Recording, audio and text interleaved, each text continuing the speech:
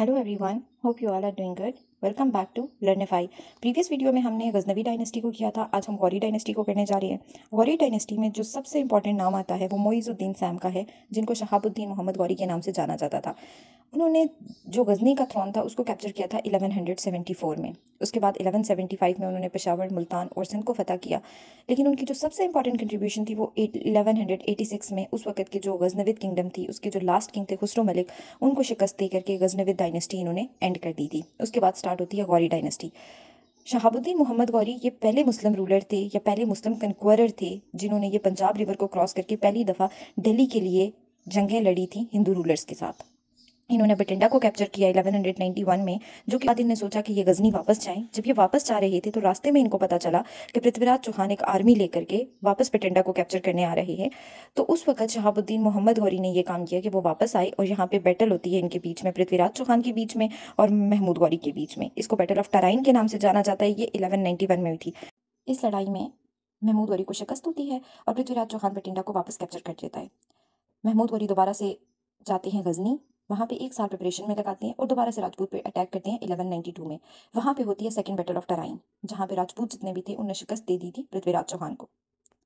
इसके बाद ये जो लड़ाई थी इसका फ़ायदा क्या हुआ था? जो फर्दर कॉन्क्वेस्ट थी उनके डोर्स ओपन हो गए थे। इसके अलावा जो मुस्लिम्स थे उन्होंने जो राजपूत थे उनके बहुत सारे एरियाज़ को कैप्चर कर लिया था, जैसे कनौज, बनारस, ग्वालियर। इन इलाकों को फतह करने के बाद जो महमूद गौरी के सबसे ट्रस्टेड लेफ्टिनेंट थे कुतुबुद्दीन ऐबक, वो आगे आते हैं और वो दिल्ली के थ्रोन को कैप्चर करते हैं 1196 में। गौरी वापस चले जाते हैं गजनी में और जो कुतुबुद्दीन ऐबक थे उनको अपॉइंट किया जाता है एज अ गवर्नर दिल्ली का, और he was the first Muslim governor of Delhi. Mahmud Ghori के और भी ट्रस्टेड स्लेव्स थे जिनमें बख्तियार खिलजी का नाम आता है। बख्तियार खिलजी ने बंगाल को कैप्चर किया था, तो इस वजह से महमूद गौरी ने उनको गवर्नर अपॉइंट किया था बंगाल का। उनकी डेथ हो जाती है महमूद गौरी की 1206 में। उसके बाद जो स्लेव डायनेस्टी स्टार्ट हो जाती है, जितने भी टर्किश स्लेव थे उन्होंने इस एरिया को रूल किया था। लेकिन एक बात बहुत ही ज़्यादा इंपॉर्टेंट है कि महमूद गौरी के आने के बाद से 1857 तक मुस्लिम्स जो है वो रूल करते रहे हैं सब कॉन्टिनेंट पे। इसके बाद का जो पीरियड है वो दिल्ली सल्तनत का पीरियड स्टार्ट होता है, जो 1206 से स्टार्ट होता है और मुगलिया दौरे हुकूमत पे जाकर ख़त्म हो जाता है 1526 में। इसमें 5 डिफरेंट डायनेस्टीज़ ने रूल किया है: slave dynasty, Khilji dynasty, Tughlaq dynasty, Syed dynasty and Lodhi dynasty. सबसे पहले हम बात करते हैं स्लेव डायनेस्टी की। अभी हमने पीछे बात की है कि महमूद गौरी के जाने के बाद, उनकी डेथ के बाद, स्लेव्स डायनेस्टी या टर्किश स्लेव्स जो थे उन्होंने इस एरिया को रूल किया है। तो स्लेव डायनेस्टी स्टार्ट होती है 1206 में और एंड होती है 1290 में। 84 ईयर्स तक इन्होंने रूल किया सब कॉन्टिनेंट में। और यहाँ पे इस स्लेव डायनेस्टी में 3 बड़े सुल्तान गुजरे हैं: Qutbuddin Aibak, Shamsuddin Altamash and Ghiyasuddin Balban. Slave dynasty ये पहली मुस्लिम डायनेस्टी थी जिसने इंडिया को प्रॉपरली रूल किया था। महमूद गौरी की क्योंकि कोई औलाद नहीं थी, तो इस वजह से जहाँ पे भी उनको कहीं पे कोई टैलेंटेड स्लेव्स वगैरह नजर आते थे तो वो उनको ट्रेन किया करते थे। जब महमूद गौरी की डेथ हो जाती है 1206 में, तो उस वक्त जितने भी अमीर थे उन्होंने कुतुबुद्दीन ऐबक को नया सुल्तान चुना। ऐबक ने जो उस टाइम कैपिटल था पहले गजनी में था उसको शिफ्ट किया लाहौर में, और फिर बाद में उसको शिफ्ट कर दिया दिल्ली में। लेकिन 4 साल ही उन्होंने रूल किया, उसके बाद उनकी डेथ हो जाती है। उसके बाद उनके जो सन थे अरहम शाह, वो बनते हैं ruler, but he was not competent. तो उस वक्त जो टर्क नोबल्स थे उन्होंने, जो पहले हमने बात की है कि दूसरे जो स्लेव थे 3 सुल्तान गुजरे हैं, तो जो शमसुद्दीन इल्तुतमिश थे उनको बोला कि वो आके थ्रोन को संभालें। उन्होंने 26 ईयर्स तक रूल किया, 1211 से लेके 1236 तक। वो काफ़ी ज़्यादा चेंजिंग लेके आया। He was good soldier and outstanding statesman. सबसे पहला काम जो शमसुद्दीन इल्तुतमिश ने किया, उसने जो भी चंगेज़ खान थे और मंगोल थे उनको इंडिया से और स्पेशली दिल्ली से और लाहौर से बहुत ज़्यादा दूर रखा, क्योंकि उस टाइम जो थे मंगोल थे वो सुपर पावर थी। उसके अलावा इन्हें सूफीज़म को बहुत ज़्यादा प्रमोट किया, कॉइन इंट्रोड्यूस किया था, रेवेन्यू कलेक्शन सिस्टम लेके आए थे ये। जब शमसुद्दीन इल्तुतमिश की डेथ होती है तो वॉर्स ऑफ सक्सेशन स्टार्ट हो जाती है इनके बच्चों के बीच में। तो उस वक्त जो रजिया सुल्ताना थी, इनकी बेटी थी, वो थ्रोन संभालती हैं 1236 में। याद रहे कि she was the first ever impress of Muslim rule in south Asia.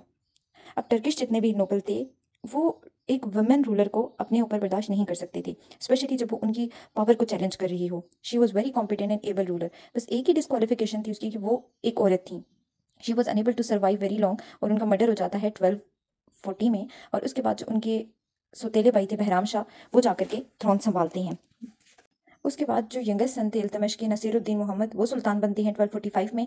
लेकिन मेन पावर जो थी वो बलबन के हाथ में रहती है। लाइक बलबन जो थे, गयासुद्दीन बलबन, वो इनडायरेक्टली रूल कर रहे थे। जो नसीरुद्दीन मोहम्मद थे उन्हें 20 ईयर्स तक रूल किया। जब उनकी डेथ हो जाती है तो गयासुद्दीन बलबन ने डायरेक्टली थ्रोन को संभाल लिया और रूल किया 1266 से लेके 1287 तक। और उन्होंने जितने भी काम इल्तुतमिश ने स्टार्ट किए थे उनको ख़त्म किया।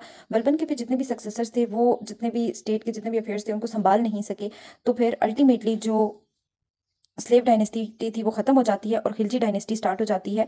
स्लेव डायनेस्टी के बाद स्टार्ट होती है खिलजी डायनेस्टी। खिलजी डायनेस्टी का जो टाइम पीरियड था वो 1290 से 1320 तक का था। इसके जो फाउंडर हैं वो जलालुद्दीन खिलजी हैं। ये जो खिलजीज थे ये बेसिकली सेंट्रल एशियन थे, बट ये बहुत टाइम से अफगानिस्तान में रह रही थी। और ये जो जलालुद्दीन खिलजी थे ये एक ट्राइब से बिलोंग करते थे जो कि इस एरिया में, ये जो सब कॉन्टिनेंट का एरिया इसमें बहुत जनरेशन से रह रहा था। लेकिन इनके जो कस्टम्स थे और कल्चर थी वो टर्क से बहुत ज़्यादा डिफरेंट थी। अब जो मेजोरिटी पॉपुलेशन थी उस वक्त दिल्ली में वो टर्क्स की थी, एंड उनके लिए एक खिलजी रूलर वो उसको वेलकम नहीं कर रहे थे। तो जलालुद्दीन खिलजी ने क्या किया, कुछ ऐसी स्ट्रैटेजीज यूज़ की ताकि वहाँ के लोग हैं उनका दिल जीता जा सके। उसने जो स्लेव डायनेस्टी के कुछ ऑफिसर्स थे उनको रिटेन रखा और उसने कोशिश की कि अपनी माइल्डनेस और जनरोसिटी से लोगों को खुश किया जा सके। उसके बाद जो है उसके अपने जो नेफ्यू और सन इन लॉ थे अलाउद्दीन खिलजी, उन्होंने आके थ्रोन संभाला। एंड अलाउद्दीन खिलजी वो पहले मुस्लिम रूलर थे जिन्होंने सेंट्रल और साउथर्न इंडिया को कन्क्वर किया था। लेकिन उस वक्त जो बिगेस्ट थ्रेट था अलाउद्दीन खिलजी के लिए वो मंगोल्स थे, क्योंकि मंगोल्स उस वक्त सुपर पावर थे और आजकल का जो प्रेजेंट डे चाइना है वो इस एरिया में रह रहे थे। तो फिर अलाउद्दीन खिलजी ने उनके अगेंस्ट बहुत सारी जंगें लड़ी और उनको इंडिया से दूर रखा। बाद में अलाउद्दीन खिलजी की डेथ हो जाती है 1316 में और मुबारक शाह जो थे वो रूलर बनते हैं। लेकिन मुबारक शाह जो लास्ट खिलजी डायनेस्टी के रूलर थे, उसके बाद स्टार्ट होती है तुगलक डायनेस्टी। इसके बाद स्टार्ट होती है तुगलक डायनेस्टी जिसका टाइम पीरियड था 1320 से 1412 तक। गयासुद्दीन तुगलक जो थे वो फाउंडर थे तुगलक डायनेस्टी के, जिसकी बुनियाद इन्होंने रखी थी 1320 में। इन्होंने दिल्ली पे रूल किया सिर्फ 5 साल। उसके बाद 1325 में इनकी डेथ हो जाती है। इनके अपने ही बेटे जूना खान या जो मोहम्मद तुगलक के नाम से जाने जाते हैं, उन्होंने इनको मारा था और मार के खुद रूलर बन गया था दिल्ली का।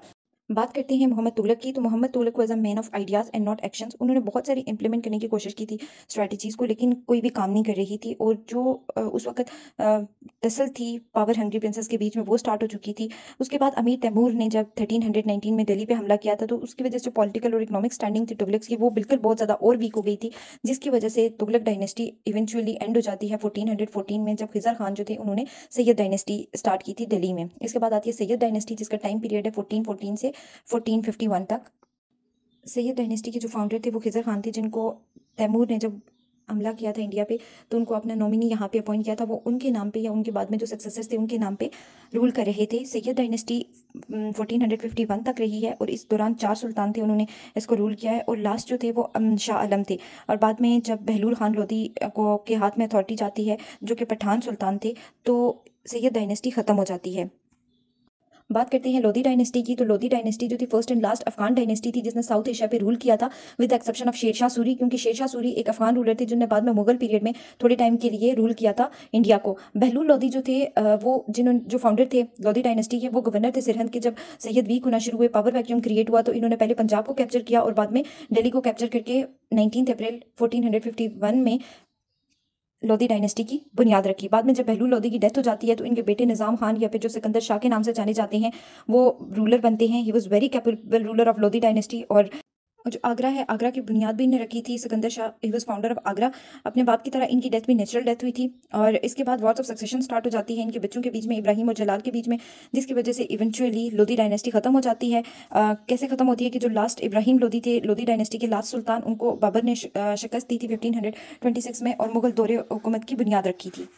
That's all for today's topic. If you have any question, then write me in the comment box or you can text me on Instagram. Thank you so much.